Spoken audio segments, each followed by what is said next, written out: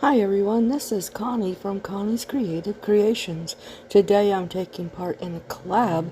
It's called Bells and Smells, and we'll get more information in just a couple of minutes. But I want to welcome you to my channel. If you're new here, I hope you hit that subscribe button and become a subscriber of mine. That will help my channel grow. Hit that notification bell, and if you hit it twice, you can click all. That way you'll be notified every video that I upload, hopefully. And if you are a returning subscriber, welcome back. And let's get right into this. Okay, let's get to this first project. This is the large craft sticks from the Dollar Tree, and I am making the house shapes, sort of.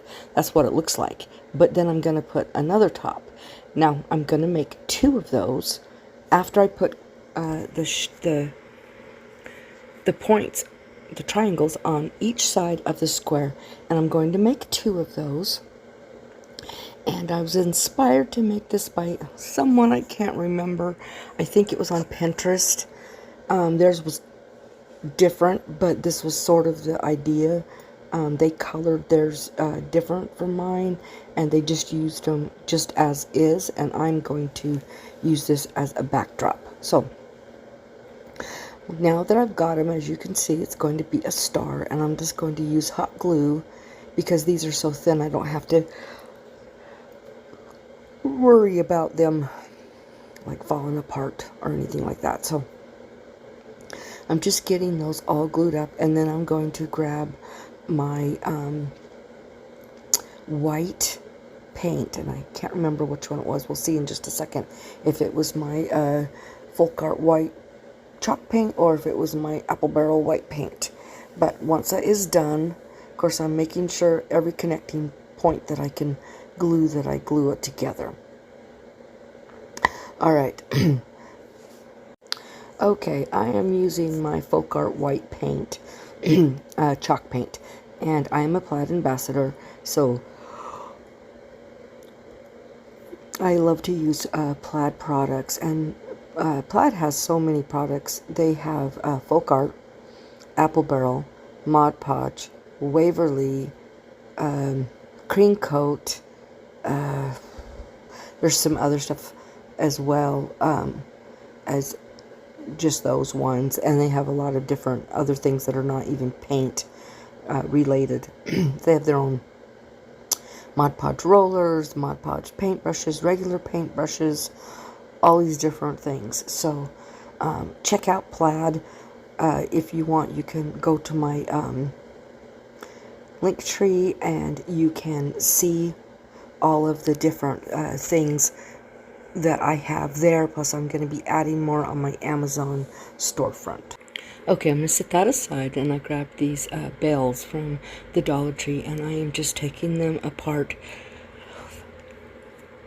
And I'm not going to be using that ring right now. I'll use that at a different time, but I'm taking off the little snow, or the little fur off the bottom, off of both of them, and I wanted to use the embellishment on both of them, and so I have two sets, so I grabbed the embellishment off of the second one so that I can have it for these bells. Now I'm going to be painting them. Now they have a strip in the center with glitter, so I'm going to use Mod Podge, and I'm going to subdue it. So if you put Mod Podge over your glue, then your glue won't ever flake off. It's like glued to it, more or less, with the Mod Podge. So once those are done, I am going to be grabbing my my white acrylic, white folk art chalk paint again, and then I'm going to use bright red apple barrel paint to go over the red one, because I want one red and one white. So this is the red one, is the apple barrel, and that it went on really well. I think I put Mod Podge over the whole entire thing so that the paint would stay on it and not flake off. Now once that is done, I'm going to start embellishing it. Okay, this is a little gold.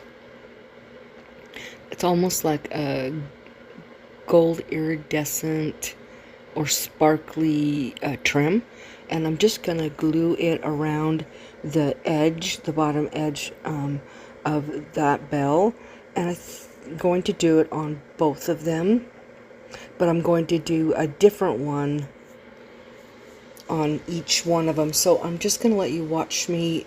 I was kind of looking at what I had, and I was trying to decide what I wanted, but I'll let you watch my my thought process.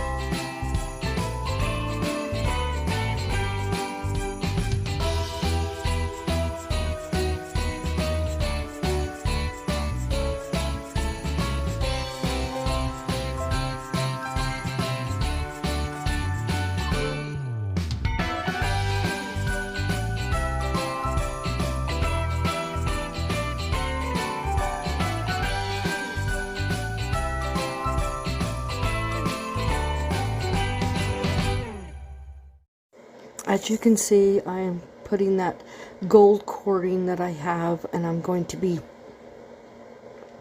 tying one end to each one of the bells, and then I'm going to glue that red velvet bow with the holly leaves and berries to each one of these, and then I'm going to connect this to the star so that it hangs in front of it.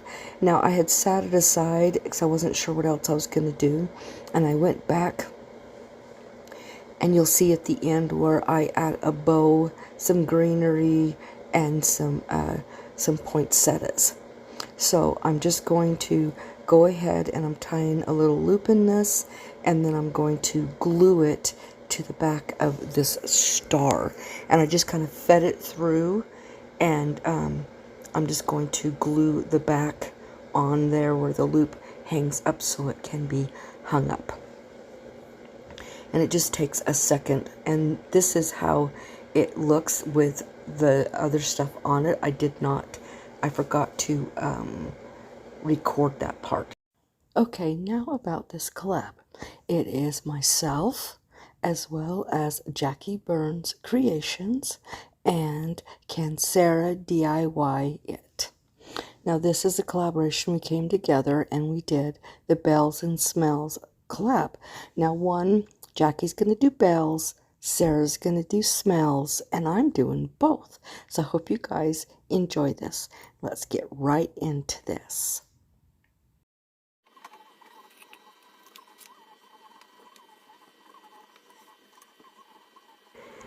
Okay, this is a 12-inch round wood that I got from Amazon, and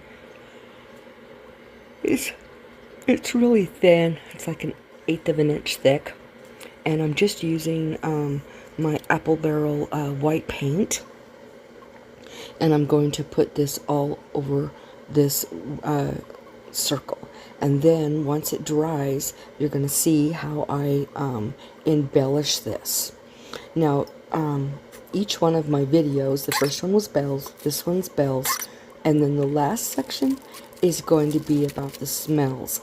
So, I got these little bells from the Dollar Tree, and I got my folk art antique gold, and I'm just going to paint each one of these that gold color, so that, because they look like bells, gold bells. Okay, so now that I am finishing, I'm just going to paint each one of them, last and then I'll be right bells back.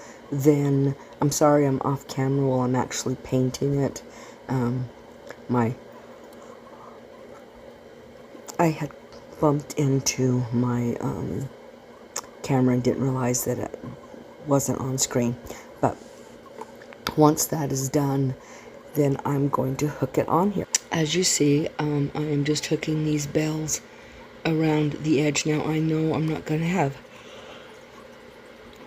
enough to go all the way around, and that's okay. That's not what I wanted to do. So, I'm just making the bells go one direction, and then I'm going to start at the bottom and go the other direction. So you can tell that it's like a border, and I'm not going to go, I don't have enough bells to go all around anyway, and I didn't want to because we're going to be embellishing it. Now, I'm going super fast with this because I hated it when I got done. Did not like the way it looked, did not like anything about it. So I don't show you, but I end up painting over this and cutting out the words on my Cricut, and I ended up putting it on there, as well as gold foil or a bronze foil set of wings on there as well. And that's kind of why I didn't like this so much.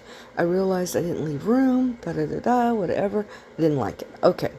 Now, I got this ribbon, and I am making a bow, and I'm just doing loops, scrunching, twisting, and another loop, and doing the same thing over until I've got enough loops.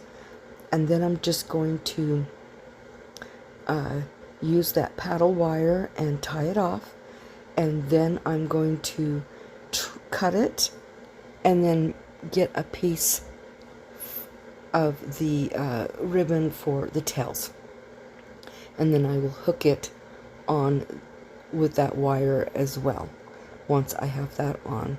And then I'm going to hook it all onto the top of the wood round, and I'm going to dovetail the ends once I have it on there. And I'm just pulling those loops and poofing them up and dovetailing so that everything looks perfect. So I'm just going to hot glue this right on to the top of this, and then I'm going to embellish it. Now, I wanted the tails to go a certain way, so I ended up gluing it on there, and now I'm using these little wispy glittery things from a pick from the Dollar Tree, and I'm just gluing those in there as well. And then I decide, what else can I do? So I grab these poinsettias, and I'm putting them in the sides, and then and then I just made sure it all looked pretty and glued it all up. And then that's when I decided, I don't like the wording, so I trimmed those little tails a little bit. They were a little too long for me, and now I'm just making a little jute loop for the back, and this is kind of distorted a little bit, but you can see what it ended up looking like. Now this is kind of more of a story. This is my mom's Betty Crocker cookbook that was given to her 66 years ago for Christmas / her wedding gift. Now, there's a few pages that are loose. I'm just going to show you while I go through these pages. There's things in the cookbook that they don't even put in cookbooks anymore. This is the cookbook that I learned how to cook on, or cook with. Now, my mom kept this thing immaculate. The pages look exactly like they did when they were new. There's nothing on them. She always put a piece of plastic or something over when she would use it, and she made me do the same thing to keep this thing clean. And I'm just showing you the different areas. I mean, this is where I learned how to make pies, where I learned how to bake cakes, where I learned to cook all different kinds of things. And now I don't use it anymore. I don't want to destroy it. I have a cookbook of my own, but mine's a Pillsbury one that it's just like this style, and I use that one. I've had it for 38 years. I got it for Christmas 38 years ago.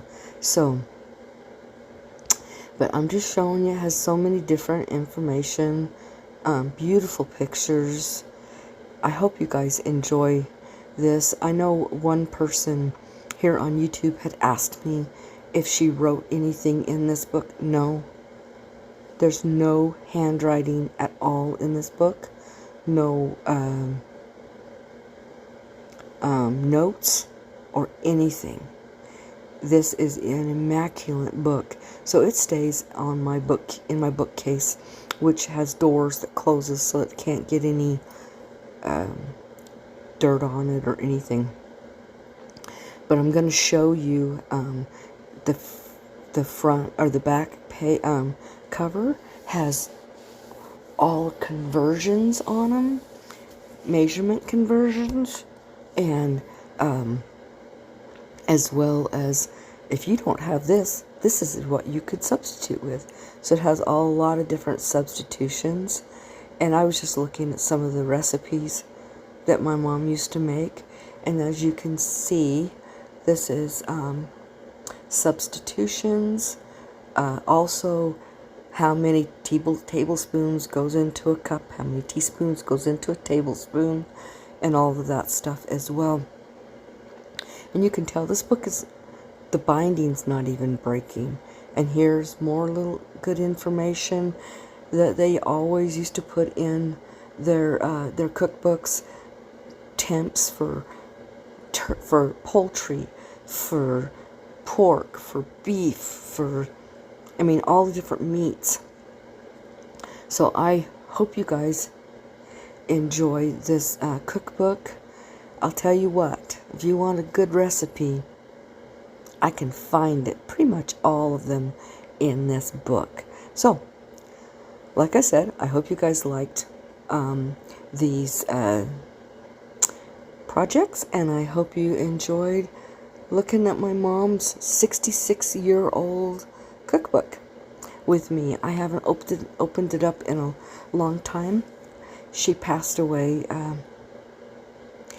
6 years ago this week, just 10 days after her 80th birthday. So I hope you guys enjoyed these.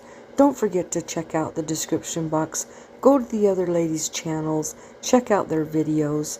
As well as, don't forget to subscribe. Hit that notification bell. Give me a big old thumbs up.